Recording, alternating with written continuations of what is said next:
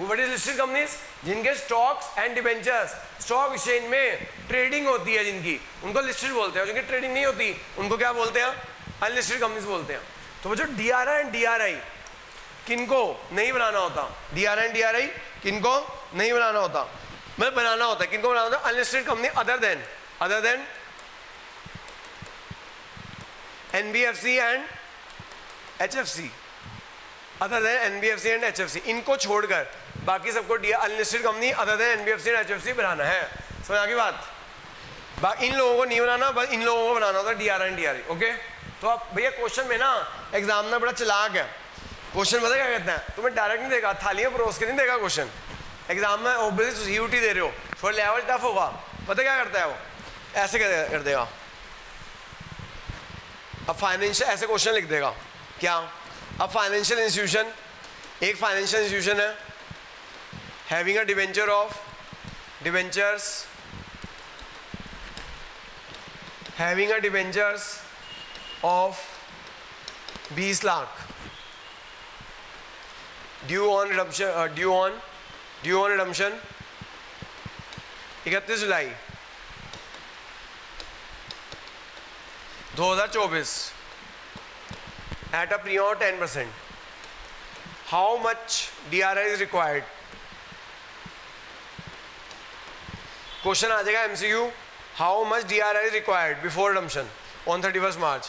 How much redemption is required? How much DRI, sorry. How much DRI is required? कितना DRI चाहिए होगा भाई? कितना DRI required होगा इस केस में? बताओ भाई। बच्चे आंसर लिख देते हैं 10%. How much minimum DRI is required? बच्चे क्या आंसर लिख देते हैं? 10% लिख देते हैं। ठीक है, ये गलत हो जाता है, इसमें आंसर है नील, इसकी ऑप्शन होगी नील। क्यों? बच्चे ये पढ़ना भूल जाते हैं कि फाइनेंशियल इंस्टीट्यूशंस है, क्या है? फाइनेंशियल इंस्टीट्यूशंस को क्या नहीं बनाना होता? डीआरआई नहीं बनाना होता ना, डीआरआई बनानी होती है। तो याद रखना बच्चों, क्वेश्चन ध्यान से पढ़ना। अगर आपने क्वेश्चन ध्यान से नहीं पढ़ा तो आपको 4 नंबर गए। याद रखना, इन कंपनीज को डीआरआई और डीआरआई नहीं बनाना पड़ता, तो वो आपको थाली में परोस के नहीं दे देगा, थाली में परोस के नहीं दे देगा।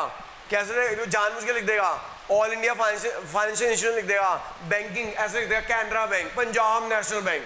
तो याद रखना, बैंक्स को नहीं बनाना तो डीआरआई डीआरआई, लिस्टेड कंपनी लिख देगा कि भैया ऐसे लिख देगा कि ये कंपनी है जिसका shares and debenture trading in stock exchange है, या फिर लिस्टेड है ऑन बॉम्बे स्टॉक एक्सचेंज, या लिस्टेड है नेशनल स्टॉक एक्सचेंज। तो याद रखना बच्चों, अगर लिस्टेड कंपनी है या रिडम्पशन में कन्वर्जन हो रहा है, इनकेस में डीआरआई डीआरआई बनाने की जरूरत नहीं होती। आंसर आएगा नील। क्या आएगा आंसर? नील। आगे बच्चों बात समझ की नहीं आई?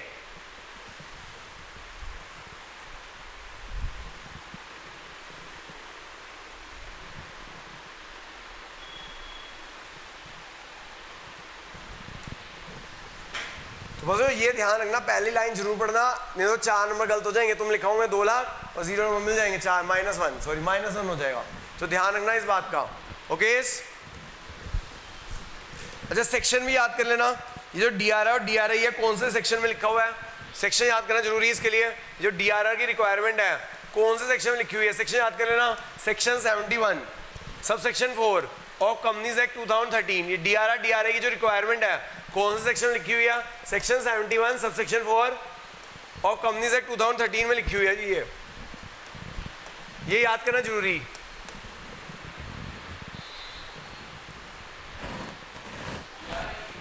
हाँ, दोनों चीजें सेक्शन 71 सब सेक्शन 4 में लिखी हुई है।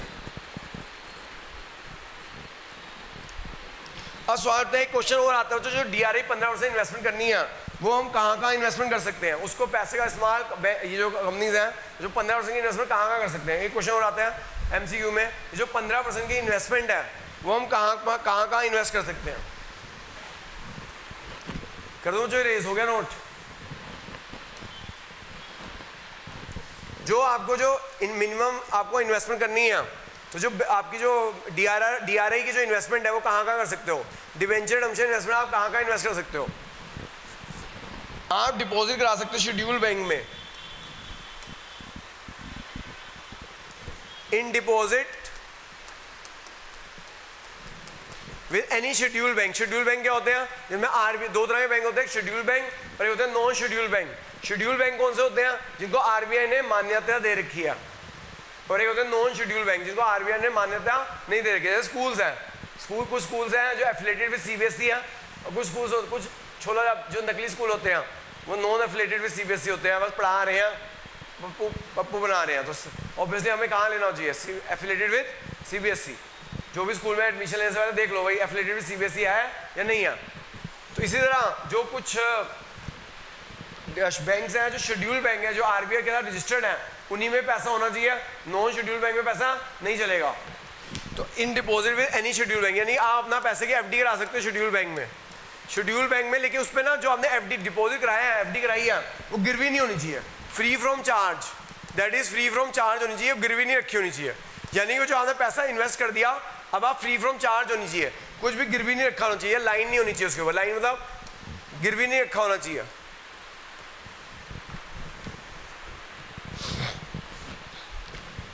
बच्चों ये ना छोटी छोटी लाइनें होती है, एग्जामिनर ना जो एमसीक्यूज में ट्विस्ट कर देता है। क्या ट्विस्ट कर देता है, हमें याद रखना है बैंक में रखना है शेड्यूल बैंक, जानबूझ के ना वो ऑप्शन में क्या कहता है कि एक बैंक एक कंपनी ने ना अनशेड्यूल बैंक में इन्वेस्ट कर दिया, क्या उसने सही किया? नो, हम अनशेड्यूल बैंक में नहीं कर सकते, शेड्यूल बैंक होना चाहिए। ये छोटी छोटी बातें हैं आपको सीयूटी में आपको ट्विस्ट करेगी, तो आपको याद रखना है कि हमें शेड्यूल बैंक में इन्वेस्ट करना है, नॉन शेड्यूल बैंक में इन्वेस्ट नहीं करना है। ओके, दूसरी और कहां कर सकते हैं, in an unencumbered securities, in unencumbered securities, encumbered securities, in unencumbered securities of the central government or state government, unencumbered securities of central government and state government। बच्चों सेंट्रल गवर्नमेंट स्टेट गवर्नमेंट को पैसे की जरूरत होती है तो वो time to time अपनी सिक्योरिटीज निकालते रहते हैं। आपने बीएसटी में पढ़ा होगा, क्या निकालता है, ट्रेजरी बिल निकालता है ना बैंक, और आरबीआई निकालता है treasury bill on the behalf of central government, वो भी एक तरह की अनइनकम्बर्ड सिक्योरिटी है। बच्चों अंडरलाइन अनइनकम्बर्ड, अंडरलाइन अनइनकम्बर्ड, जैसे यहाँ पे शेड्यूल बैंक में अंडरलाइन किया था आपने, ऐसे अंडरलाइन अनइनकम्बर्ड। अनइनकम्बर्ड का मतलब होता है फ्री, जिसके ऊपर कोई मॉर्गेज ना हो, जो कोई मॉर्गेज ना हो, गिरवी ना रखी हो। एग्जामिनर जानबूझ के कंफ्यूज करने के लिए अनइनकम्बर्ड की जगह इनकम्बर्ड लिख देता है। क्या लिख देता है? इनकम्बर्ड मतलब जिस पर गिरवी रखा हो। हम ऐसी सिक्योरिटीज में इन्वेस्ट कर सकते हैं सेंट्रल गवर्नमेंट की और स्टेट गवर्नमेंट की जो अनइनकम्बर्ड हो, जिसपे कोई मॉर्गेज ना हो, जिसपे कुछ गिरवी ना पड़ा हो। एग्जामिनर जानबूझ के आपको कंफ्यूज करने के लिए क्या लिखेगा, इनकम्बर्ड सिक्योरिटीज में इन्वेस्ट कर दिया। इनकम्बर्ड में अलाउड नहीं है, अनइनकम्बर्ड में अलाउड है। ये छोटी छोटी बातें ध्यान रखनी है, ये वर्ड ध्यान रखने हैं। आपके माइनर पेपर में ध्यान नहीं आया तो गलत हो जाएगा, जानबूझ के अन हटा देगा, वो इनकम्बर्ड लिख देगा। इनकम्बर्ड में इन्वेस्ट नहीं कर सकते, अनइनकम्बर्ड होना चाहिए। अनइनकम्बर्ड मतलब free from any mortgage.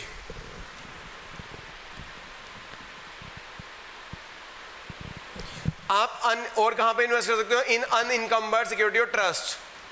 Unencumbered security तो ट्रस्ट में इन्वेस्ट कर सकते हो, किसी ट्रस्ट की सिक्योरिटी में इन्वेस्ट कर सकते हो। और कहां इन्वेस्ट कर सकती है, unencumbered bonds issued by company, in unencumbered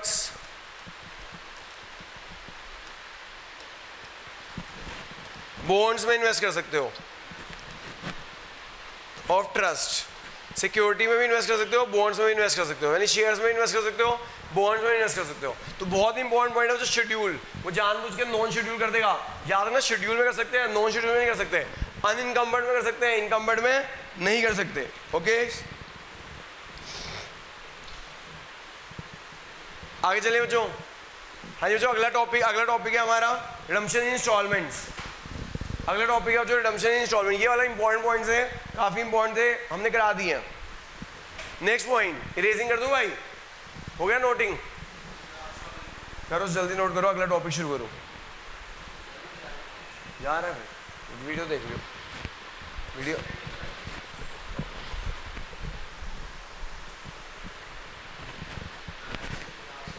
क्या मैथ्स क्लास है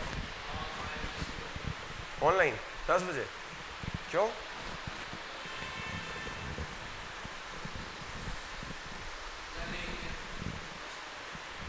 करें शुरू? हाँ जी शुरू करें, सबको इरेज कर दूं। अगला टॉपिक क्या है बच्चों? इसे कहते हैं रिडम्पशन इंस्टॉलमेंट। बच्चों रिडम्पशन इंस्टॉलमेंट क्या होता है? बहुत सारे डिवेंचर होल्डर हैं, बहुत सारे डिवेंचर होल्डर हैं, हमें इंस्टॉलमेंट रिडीम कर रहे हैं। इट में भी इक्वल इंस्टॉलमेंट, इट में भी अनइक्वल इंस्टॉलमेंट्स। कंपनी की मर्जी होती है, इक्वल इंस्टॉलमेंट से भी रिडीम कर सकती है कंपनी, अनइक्वल इंस्टॉलमेंट में रिडीम कर सकती है। कंपनी की अपनी अपनी पॉलिसी होती है। इक्वल इंस्टॉलमेंट में रिडीम कर सकती है और कैसे कर सकती है, अनइक्वल इंस्टॉलमेंट में रिडीम कर सकती है।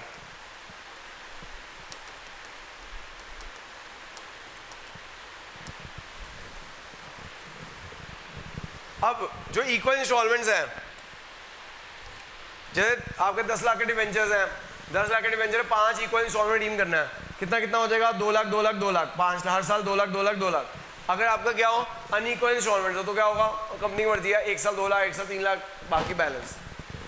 एंट्रीज सेम रहेगी, एंट्रीज सेम रहेंगी, ठीक है, बस अमाउंट चेंज हो जाएगा। क्या हो जाएगा, जैसे क्वेश्चन करते हैं। अच्छा, ये रिडम्पशन इंस्टॉलमेंट होता है, इसे एक और चीज, एक और नाम से जानते हैं हम, कैसे करते हैं। 10 लाख के डिवेंचर किसको रिडीम करें, मान लो हमने 2-2 लाख के डिवेंचर रिडीम करने हैं, मान लो हमारे बहुत सारे डिवेंचर होल्डर है, हमें किसको रिडीम करें, वो कैसे डिसाइड होता है, वो कैसे डिसाइड होता है, जैसे स्कूल में एडमिशन होता है, कैसे होता है, जो नर्सरी में एडमिशन होता है ना, वो कैसे होता है, लॉट से। मान लो सीट्स है 100, बच्चों ने एडमिशन कर दिया, 200 के लिए अप्लाई कर दिया, लॉटरी निकाली जाती है। क्या निकाली जाती है, लॉटरी निकाली जाती है, जिस बच्चे का नाम आ गया उसे एडमिशन मिल जाता है। इसे बोलते हैं redemption in lots, redemption by lots. तो बच्चों लॉट्स मतलब लॉटरी निकाली जाएगी, रिडम्पशन बाय लॉट्स। हम इंस्टॉलमेंट रिडीम कैसे करते हैं, लॉटरी निकालते हैं, जिसका नाम, जिस डिवेंचर होल्डर का नाम आ गया हम उसको पैसे दे देते हैं, ठीक है, क्योंकि हमें रिडम्पशन सबको करनी है, लेकिन पहले किसको रिडम्पशन करें, स्वाभाविक है, तो उसकी लॉटरी निकालते हैं, जिसका लॉटरी में नाम आ जाता है हम उसको रिडम्पशन कर देते हैं। समझ आ गई बात। अब ये देखो क्वेश्चन कैसे आएगा, क्वेश्चन ऐसे आ सकता है भाई, 10% डिवेंचर्स हैं,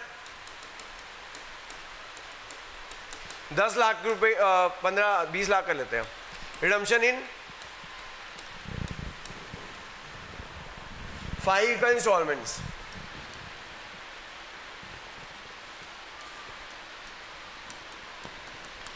redemption in 5 equal installments.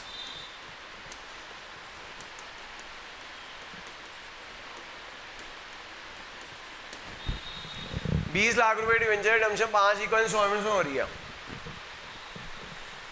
Starting from 31 मार्च, नहीं स्टार्टिंग हो 1 जुलाई 2023।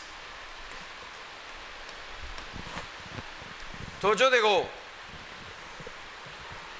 रिडम्पशन करने से पहले 31 मार्च को, रिडम्पशन करने से पहले, रिडम्पशन से पहले कौन सा 31 मार्च आएगा 2030, पूरा रिडम्पशन प्रोसेस शुरू होने से पहले आपको मिनिमम कितना डीआरए में डालना है, मिनिमम कितना डीआरए में डालना है, 10%। तो 20 लाख का 10% कितना हो गया, रिडम्पशन प्रोसेस स्टार्ट होने से पहले आपको डीआरए में डालना है कितना, स्टेटमेंट ऑफ पीना debit debenture redemption reserve, 20 lakh का 10% कितना हो गया बच्चों, 2 लाख हो गया। यानी कि चाहे रिडम्पशन इंस्टॉलमेंट में हो रही हो, इक्वल या अनइक्वल, आपको डीआरआर में रिडम्पशन का प्रोसेस स्टार्ट होने से पहले डीआरआर में ट्रांसफर हो जाना चाहिए मिनिमम 10%। क्या यादा कर सकते हैं, हाँ कर सकते हैं, क्वेश्चन लिखा होगा तो 100% तक हो सकता है। यानी रिडम्पशन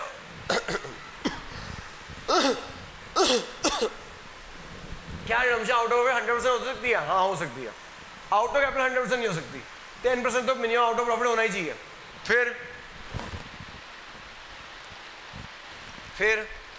फिर जो 30 अप्रैल 2023 से पहले, 30 अप्रैल 2023 से पहले 30 अप्रैल 2023 से पहले आपको डीआरए खरीदनी पड़ेगी। क्या खरीदनी पड़ेगी, 30 अप्रैल 2023 से पहले आपको क्या खरीदनी पड़ेगी, डीआरए। कितना डीआरए खरीदेंगे, डिवेंचर रिडम्पशन इन्वेस्टमेंट खरीदेंगे,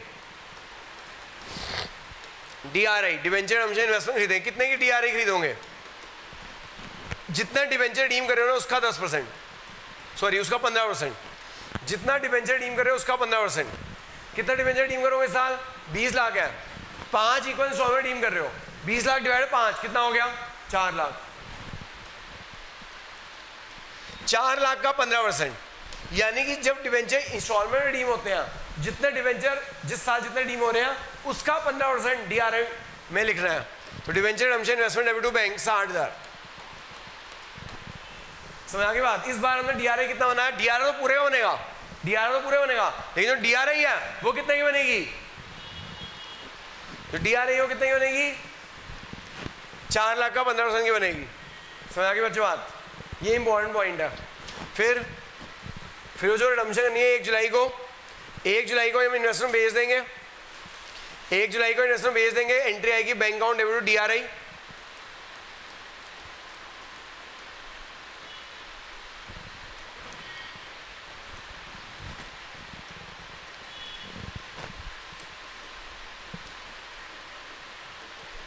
bank account debit to debenture redemption investment 60,000। उसके बाद क्या होगा, debenture debit 20 lakh, sorry 4 lakh, कितना रिडम्पशन कर रहे हैं 4 lakh, debenture debit 4 lakh, pre redemption debit, pre redemption था क्या नहीं था, प्री रिडम्पशन लिखाया था मैंने, नहीं लिखाया था बच्चों, इसके अंदर लिख लो question, pre redemption 5 with premium 10%, with premium 10%,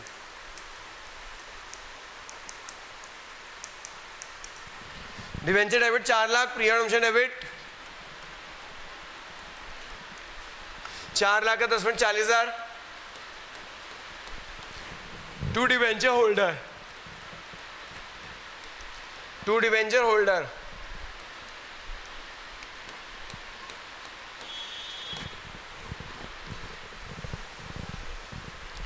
उसके बाद जो डिबेंचर होल्डर को पेमेंट करने की एंट्री आ जाती है, डिबेंचर होल्डर को पेमेंट करने की एंट्री आ जाती है, debenture holder debit to bank.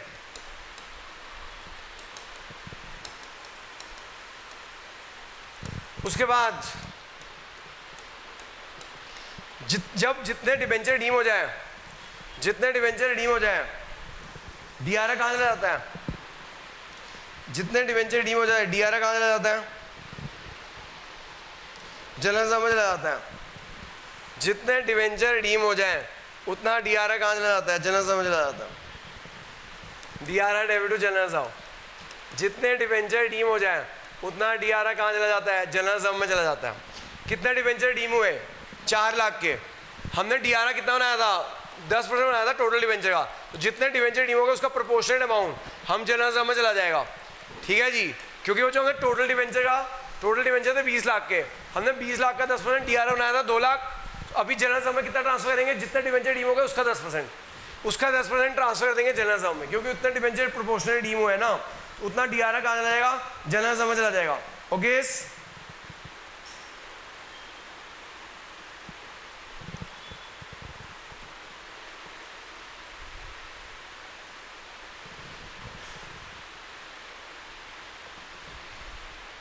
तो ये मैंने रिडम्पशन इंस्टॉलमेंट भी खत्म करा दिया। बाकी के टॉपिक नेक्स्ट क्लास 2 टॉपिक कल खत्म करा दूंगा, कल ही चैप्टर खत्म करा दूंगा, ठीक है जी। एक एंट्री और कर लो, एक एंट्री और कर लेना, एक एंट्री और कर लेना। कई बार ना जो इन्वेस्टमेंट करते हैं ना हम, उस पर इंटरेस्ट भी मिलता है। कई बार हम इन्वेस्टमेंट करते हैं तो उस पर क्या मिलता है, इंटरेस्ट। इंटरेस्ट की एंट्री क्या होती है, इंटरेस्ट की एंट्री आती है जी bank account debit to debenture